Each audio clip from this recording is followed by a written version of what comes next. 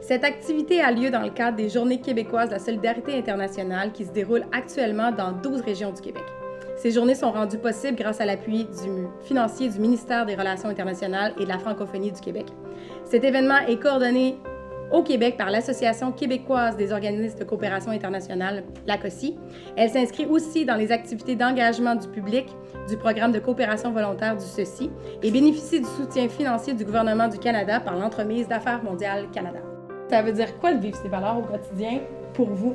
C'est quoi ces valeurs-là si importantes? Puis là, vous pouvez prendre un temps pour y penser, vous n'avez pas besoin de répondre de spot, à moins que, comme Paul, vous aviez quelque chose de déjà préparé. Là.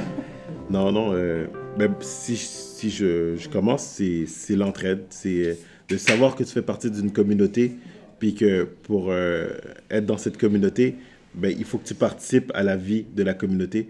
Puis moi, ce que je peux apporter, c'est dans mon rôle au Centre Lassalien, c'est d'aider cette communauté. Puis en plus, moi, c'est une communauté dans laquelle j'ai grandi et j'ai vécu. C'est le quartier Saint-Michel à Montréal. Donc, c'est vraiment la valeur. Puis tu sais, souvent, on travaille par rapport à la violence armée. Et quand tu vois les jeunes commencer à prendre une arme à 14, 15, 16 ans, mais c'est parce qu'ils font pas partie de la communauté, mais c'est pas de leur faute. C'est parce que nous, on les a pas inclus, puis c'est ça le travail qu'on doit faire. Quand un jeune décide de prendre une arme pour répondre à une problématique, c'est parce que la société lui a pas montré qu'il faisait partie de cette société. Et c'est ces valeurs-là, moi, que j'essaie de véhiculer. Puis quand on parle de justement valeurs, quand on parle de dire, OK, quand tu vois encore ça arriver, parce qu'il y en a encore des jeunes qui vont prendre des armes, il y en a encore, comment toi tu vis ça? Comment tu... C'est en lien direct avec les inégalités sociales. Puis, tu sais, tout à l'heure, je parlais un peu de l'ONU. Quand ils ont réfléchi à dire pourquoi il y a autant de violence, mais c'est interrelié aux inégalités sociales. Il n'y a pas 36 000 solutions. C'est la raison pour laquelle ils ont créé toutes les sous-divisions de l'ONU pour pouvoir jouer sur les inégalités sociales. Fait que comment on y arrive, c'est en essayant de changer le monde avec des personnes qui sont assez fous pour croire qu'on peut réellement changer le monde. Et c'est comme ça qu'on le fait, en fait. Puis j'aurais tendance à pousser encore une dernière fois sur ce que tu dis. Quel est le rôle de l'État ou du gouvernement là-dedans? Pour moi, l'État, c'est un signifiant vide, en fait. L'État, c'est nous. C'est nous qui décidons c'est qui va diriger, c'est qui le député, c'est qui le maire, c'est qui le premier ministre. Fait que quand on décide de dire que c'est l'État qui doit décider, ben, c'est comme si on disait que personne ne s'en occupait. Non, c'est nous.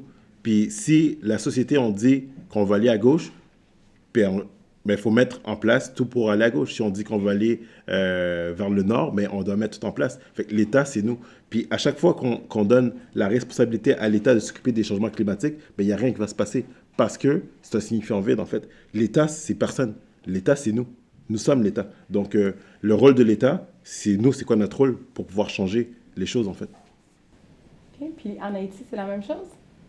Mais encore plus en Haïti, en fait. Puis la problématique, je pense, pour Haïti, c'est toutes les personnes qui jouent à être les chefs des Haïtiens. Le problème d'Haïti, puis le Rwanda l'a vécu à merveille, puis je ne vais pas faire de politique ici, mais quand le Rwanda a vécu sa crise, du jour au lendemain, le président du Rwanda a mis toutes les organisations dehors et dit on va gérer nos affaires, puis ensuite on va vous dire de quoi on a besoin.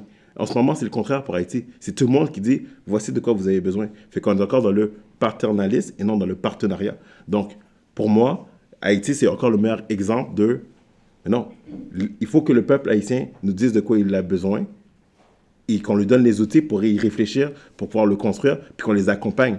Mais là, aujourd'hui, c'est tout le monde qui dit, ben voici ce que vous avez besoin, puis je suis désolé, avec tout l'argent qui est mis en Haïti, puis qu'on continue à mettre de l'argent en Haïti, si ça ne fonctionne pas, il faut revoir la formule. Puis on continue à faire la même formule. Il y a des gens qui, toute leur vie, ils ont commencé en Haïti, ils vont finir pendant 35 ans, puis on fait exactement la même chose. Je ne dis pas qu'on va nécessairement voir le résultat de sur la quoi on travaille, je l'ai dit un peu plus tôt. Mais Haïti est le meilleur exemple de est-ce qu'on veut réellement que ça change? Si oui, il faut changer la formule. Okay. Rosalie, Philippe, vous en pensez quoi de vivre par vos valeurs? C'est quoi ces valeurs? C'est quoi les valeurs ou ça veut dire quoi? Tes vivre? Oui, vivre selon tes valeurs. Ben, tu sais, moi, je dirais, c'est de se lever le matin puis de rentrer à la job sans dire que tu étais à la job. T'sais, pour vrai, c'est comme tu...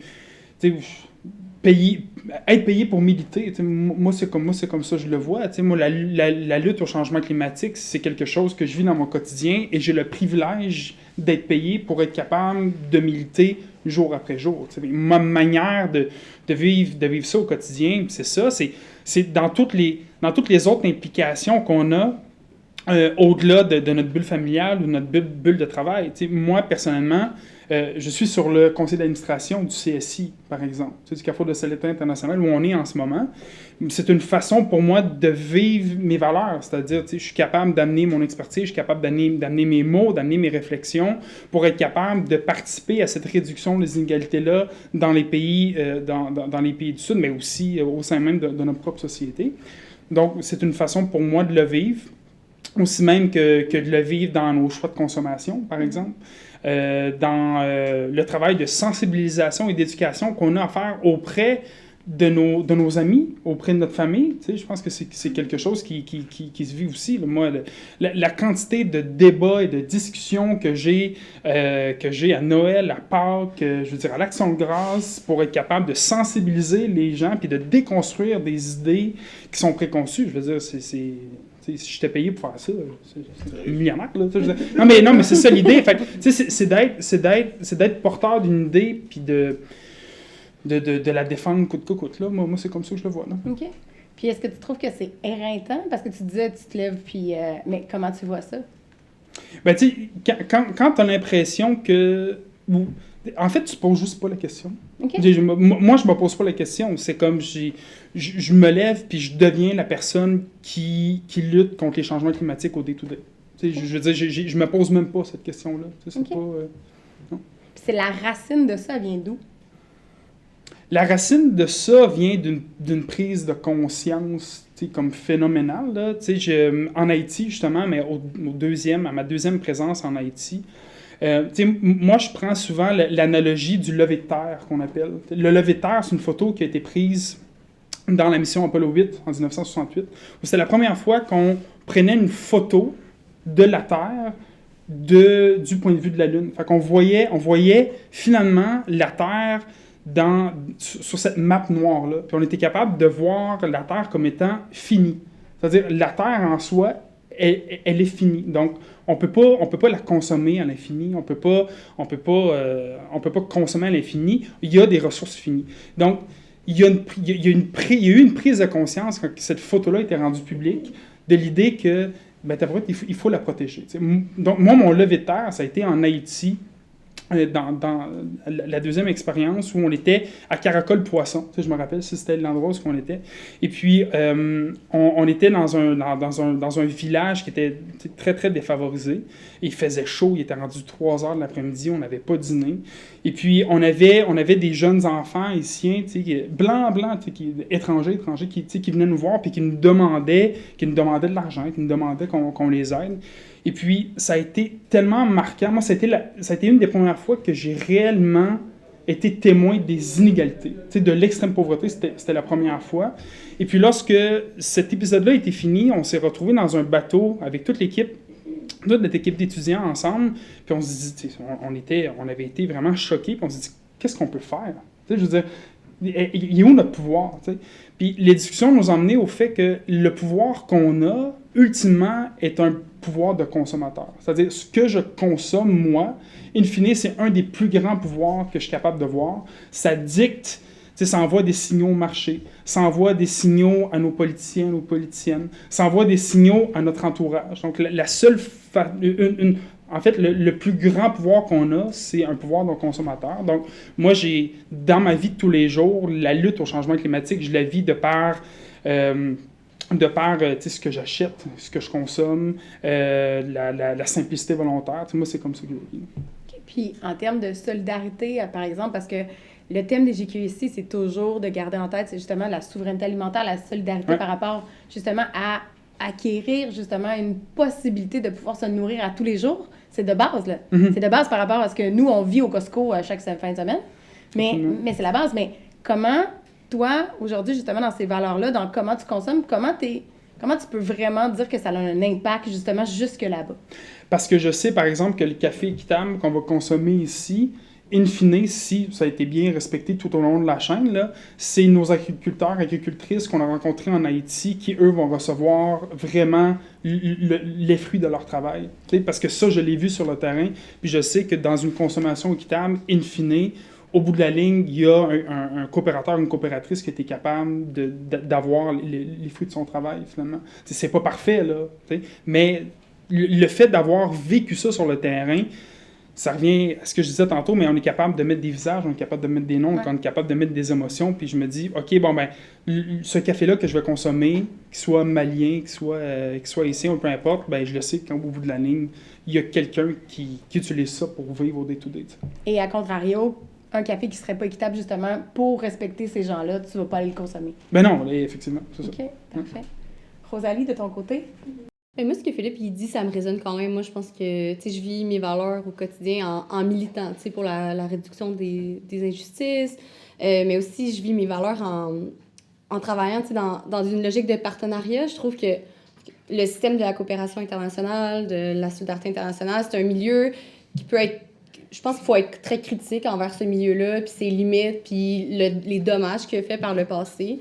Donc, en travaillant dans une organisation que je trouve qu'il respecte mes valeurs dans le sens que je ressens quand même j'ai l'impression que je fais une différence en faisant le moins de méfaits possible. Puis ça m'aide vraiment à continuer de jour le jour, même quand je trouve ça plate, même quand c'est pas exactement ce que je m'imaginais faire peut-être. Mais tu sais, je ressens ça quand je rencontre mes partenaires, puis ils me racontent l'impact que ça a, nos actions sur le terrain. Tu sais, par exemple, là, en ce moment, c'est que mes partenaires de Kilabo, ils sont ici au Québec, fait que j'entends plein de leurs histoires. Tu sais, des histoires de... Avant, par exemple, tu sais, nous, on travaille sur les masculinités positives, dans le fond, comment transformer un peu le point de vue des hommes pour voir comment ils peuvent réduire le fardeau des femmes puis les aider, dans le fond, à cheminer vers plus une égalité.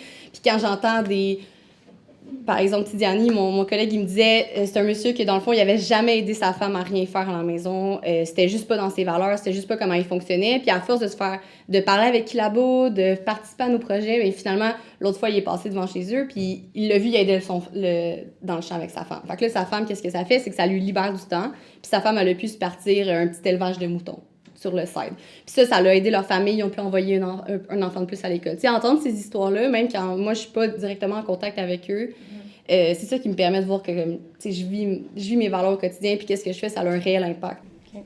Puis de vivre ces valeurs au quotidien, il faut aussi se battre. J'ai l'impression qu'on a un ennemi commun à tous, c'est-à-dire le cynisme. Ouais. C'est-à-dire les gens qui vont dire « Ouais, mais en Haïti, pas besoin, ça marche pas. Voyons donc, changement climatique, ben au moins, ça permet qu'en novembre, il va faire 17. Le fait de dire que, justement, les projets de coopération, au final, ça change pas grand-chose parce qu'on a vu des rapports qui disaient que comment vous luttez contre ce cynisme-là? Comment vous faites pour vous lever puis continuer, justement, à voir comment vous voyez que ça fait une différence? Moi, c'est mon carburant. Qu'est-ce que tu veux dire? Plus les gens sont cyniques, plus je me dis, OK, c'est-à-dire qu'on est en train de travailler dans la bonne direction parce que tu parlais, là, le fait de communiquer, c'est le gros travail qu'on doit faire, c'est de véhiculer. Fait que s'il y a plus de cynisme, puis en plus, ça va pas, ça veut dire qu'on a une grosse problématique. Là, c'est-à-dire que pour tout le monde, c'est normal et il n'y a rien qui est amélioré. Donc, pour moi, qu'il y ait du cynisme, mais ça montre que le travail est encore à faire, puis qu'il y a comme une solution pour que ça arrive. Parce que quand des gens qui ne croient pas, puis c'est pour ça, en fait, que ça avance pas. Tu veux dire que le fait que... Qu'il y a des gens qui sont cynistes envers la cause, mais ça veut dire que j'ai encore un travail à faire. OK. Puis c'est pour ça, en fait, que je continue à m'alimenter. Est-ce que tu réussis à raisonner ces gens-là ou toi, tu y vas de ton côté? Dans les faits, il y a des gens qui sont cons puis ils vont rester cons. Là, fait que... J'ai déjà répondu à quelqu'un, tu sais quoi, il faudrait que tu me paies pour t'enseigner, puis t'as pas assez d'argent pour me payer, fait que reste dans ta connerie, en fait. Puis c'est correct. Faut pas essayer de penser qu'on va changer l'opinion de tout le monde. Puis je veux pas pour le racisme, là. Moi, je suis très conscient qu'il y a des gens qui sont racistes, puis je vis très bien avec ça. Comme qu'il y a des gens qui sont sexistes, comme qu'il y a des gens qui sont homophobes. Ma problématique, c'est que l'État accepte de laisser des personnes le faire sans impunité. Là, j'ai une problématique. Mais qu'un individu soit raciste, ça change rien du tout dans ma vie. Est-ce qu'il va m'offrir le service comme un citoyen normal? Oui. À partir de là, nous, notre travail, c'est changer les États dans toutes les inégalités. C'est pas les individus qu'il faut changer, c'est les systèmes qu'on a parlé. Puis une fois que tu as dit ça, que quelqu'un soit cynique, est-ce que tu as un pouvoir d'action? Ah là, il y a une problématique. OK. Donc, quelqu'un qui serait cynique, mais avec un pouvoir d'action. Là, il y a une problématique. Il y a quelqu'un qui est cynique, mais qui n'a pas de pouvoir d'action. Moi, que le chauffeur d'autobus soit raciste, mais qui m'amène du point A au point B, ça ne change pas grand-chose dans ma vie. Je suis désolé, je suis un peu terre à terre, mais c'est ma façon de voir les choses, en fait. Parce que si on pense réellement qu'on va changer l'opinion de tout le monde, ben là, on peut arrêter tout de suite, en fait. Tu sais, moi, je trouve qu'une bonne façon, comme Philippe, il a parlé beaucoup aussi de trouver le militant, puis tu sais, je pense que ça, c'est une bonne façon de lutter pour le cynisme pour moi, parce que moi, quand je me lève puis je vais travailler, mais tu sais, mettons, moi, si je trouve ça dur parce que, exemple, tout le monde est cynique, tout a l'air contre nous, mais comme dans mes collègues, dans mes partenaires, dans les étudiants avec qui on fait des stages, tu sais, je retrouve du monde qui milite, qui veulent faire des changements, puis ça, moi, ça me nourrit, puis ça me permet de continuer, tu sais, dans le sens que, comme, faut toujours se ramener à pourquoi on fait ça, puis on fait ça justement pour créer des liens, pour être solidaire, donc, tu sais, même si des fois c'est plus dur, voir comme la mobilisation qu'il y a autour de moi, ben moi, ça me permet de continuer, tu sais. T'en as-tu une anecdote ou justement une histoire justement de quelqu'un qui te permet justement de garder ce sourire-là, puis qui permet de continuer, puis qui nourrit ton pourquoi tu fais ça? Mais honnêtement, là, j'ai l'air encore, je lance des fleurs au CSI non-stop, j'espère que je vais avoir une augmentation après ça, mais mes collègues au CSI, je trouve que c'est un excellent exemple. T'sais, nous, dans le fond, on est un organisme de coopération, on s'entend, on devient pas millionnaire en travaillant dans ce milieu-là. Pourtant, mes collègues, ça fait 15 ans qu'ils sont là, 10 ans qu'ils travaillent tous les jours. Puis des fois, c'est tough. Des fois, on se fait couper notre financement. On est obligé de donner des nouvelles difficiles à nos partenaires. Puis on réussit quand même à trouver des détours. Puis comme nous, au CSI, on a du financement par projet, mais on garde des partenariats en Haïti, au Mali, au Pérou depuis 30 ans. Parce qu'à chaque fois qu'on a des coupures de financement, mais mes collègues, ils se retroussent les manches, puis ils vont chercher du financement à gauche, à droite, des 1000 $, des 5000 $, puis finalement, on réussit à continuer nos projets. Puis ça, honnêtement, ça, moi, ça me nourrit d'être dans une équipe de travail comme ça. Puis je pense que, tu sais, tous ces petits gestes-là que les gens, ils font année après année, oui, c'est admirable, mais c'est aussi ça qui fait qu'on est solidaires, c'est ça qui fait qu'on réussit à continuer, tu sais, nos actions, là. OK. C'est très vrai parce que je l'ai vu souvent au CSI, fait que je t'appuie là-dedans, puis moi, je n'ai pas d'argent à recevoir d'eux. Donc, en fait, je t'appuie là-dedans parce que c'est vrai que dans les organismes de coopération, il y a cette volonté-là. Les gens sont nourris par une mission, par une mission intérieure qui est plus forte que... Puis je pense que c'est la même chose, on va dire, pour les enseignants, c'est la même chose pour les gens qui travaillent dans le milieu hospitalier, puis je pourrais en nommer quand la mission est au cœur de ton travail, tu sais, c'est un peu ça. Fait que c'est un peu la militance dont tu parlais. Oui, ben c'est ça. Ben, tu sais, moi, la manière de vaincre le cynisme, c'est par notre capacité de contamination, avec le bagage qu'on a. C'est-à-dire, t'es capable, de par ta connaissance des problématiques, de leur complexité, d'être capable de désamorcer des a priori, de désamorcer des compréhensions du monde qui sont erronées. On a une capacité de contamination, de comme recadrer le narratif, de recadrer la problématique. Puis si en plus tu es capable de créer un militant, ben là, ta paye est encore plus grande. Parce que la fierté est là. Tu as réussi à mobiliser quelqu'un pour ta cause. Moi, c'est une des raisons pourquoi j'enseigne les cours sur la COP. C'est que, je veux dire, puis sur la lutte au changement climatique, c'est que les étudiantes, lorsqu'ils sortent de ce cours-là, ils sont changés. Je veux dire, ils ont une vision tellement plus fine, tellement plus nuancée, tellement plus compréhensible de la complexité, que je veux dire, ça, tu peux pas mettre l'argent là-dessus, parce que tu es en train de changer le monde, tu es en train de créer des militants.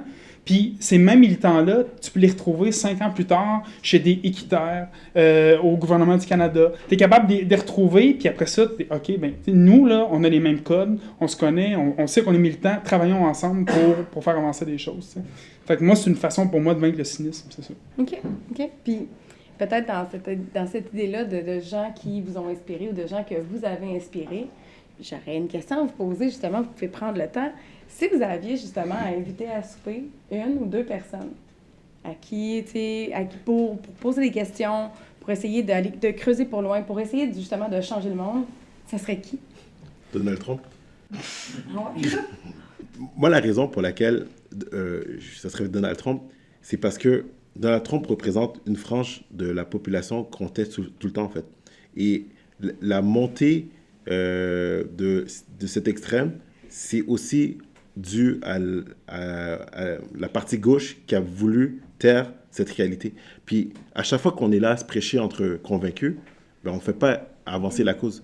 Donc, je voudrais m'asseoir avec quelqu'un comme Trump pour comprendre sa façon de penser qui représente la moitié de la population américaine, qui a un impact immense sur la société, en fait. Donc, sans être dans le jugement, puis je le dis sans rigoler, sans être dans le jugement, parce qu'il y a des raisons pour lesquelles il y a des gens qui décident de ne pas croire au changement climatique. Il y a des raisons pour lesquelles il y a des gens qui disent que le racisme n'existe pas. Il faut comprendre quelle était sa trajectoire de vie ou la trajectoire de vie des personnes qu'il représente pour pouvoir agir puis changer un peu le tir de notre façon d'agir puis notre action, en fait. Souvent, on se retrouve entre personnes convaincues, mais à la fin, on avance très, très, très lentement parce qu'on va juste contaminer d'autres personnes qui étaient proches d'être contaminées de toute façon. Donc, si j'avais la chance, ce serait quelqu'un de ce type-là.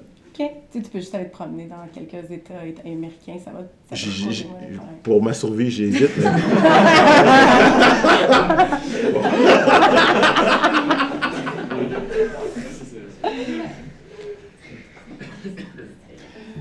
Ben moi, je sais pas avec qui j'inviterais, mais j'inviterais certainement des gens de mon entourage de s'asseoir avec quelqu'un. Okay.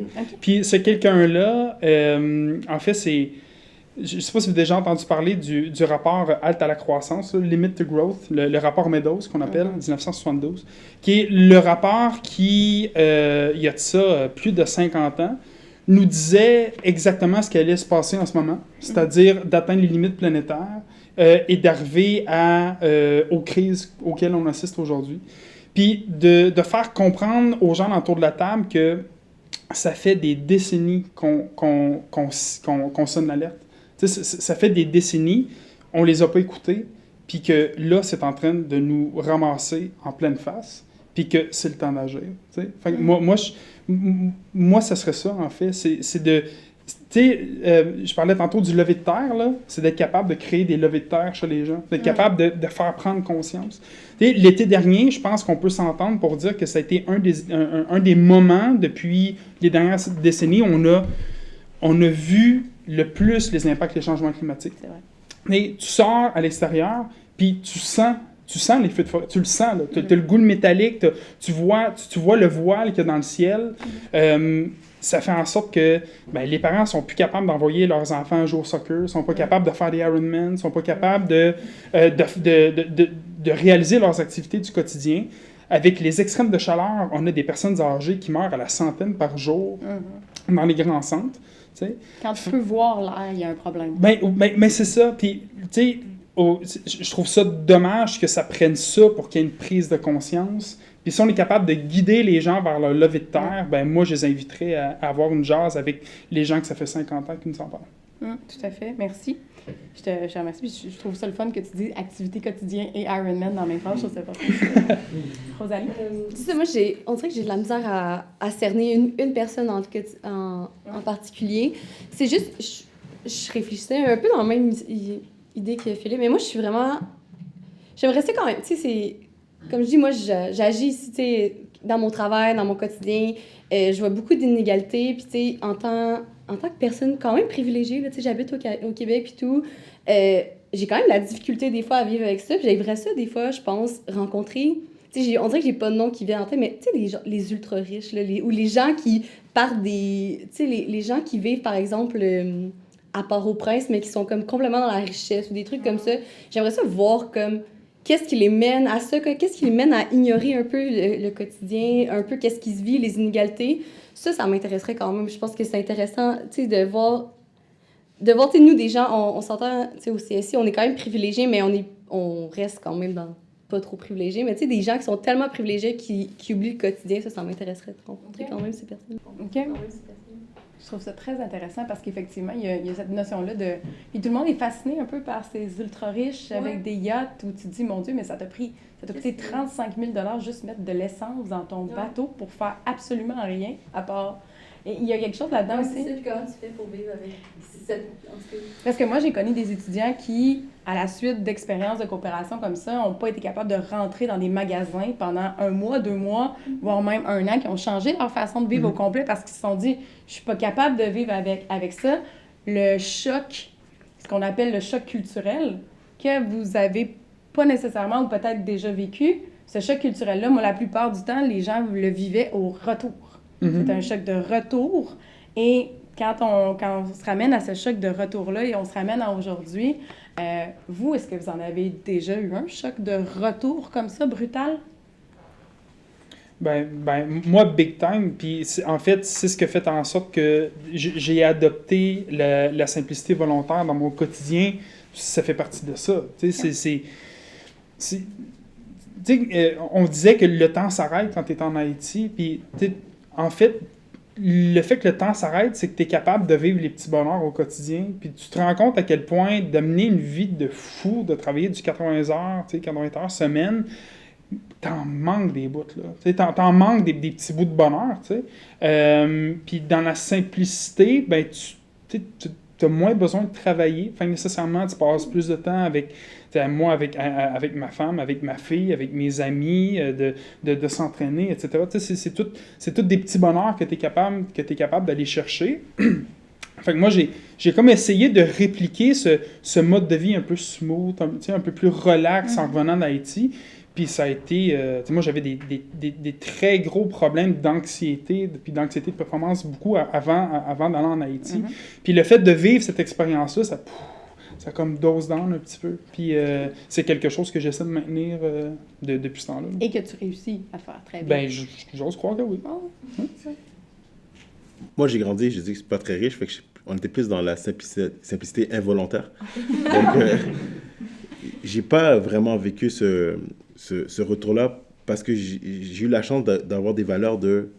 Hey, je suis chanceux d'avoir ce morceau de nourriture. Tu sais, je me rappelle quand j'avais 2 morceaux de poulet dans mon repas, j'étais comme la personne la plus heureuse. Donc, très rapidement, très, très jeune, j'ai pris goût à avoir des petits bonheurs. Puis, tu sais, les meilleurs souvenirs que j'ai de ma mère, puis là, avec mon père, puis en fait, mon beau-père, puis ma famille, c'était quand c'était un samedi, puis on allait chez Saint-Hubert, puis elle prenait une botte de poulet, puis on allait au parc.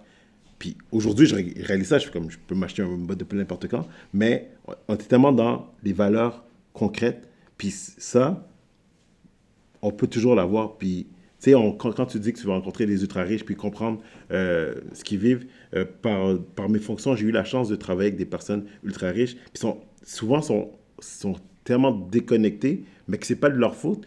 Et quand tu leur expliques, ils veulent donner, mais quand tu connais pas quelque chose, mais c'est pas de ta faute. Souvent, les ultra-riches, ils sont nés dans ça. Ouais. Donc, on peut pas les accuser de ne pas comprendre ce qui se passe. Ils l'ont jamais vécu. Puis souvent, les personnes que j'ai connues qui sont devenues riches, eux, ils redonnent. Tu sais, je pense à Didier Drogba, que j'étais directeur de sa fondation, et j'ai toujours me rappelé de cette anecdote.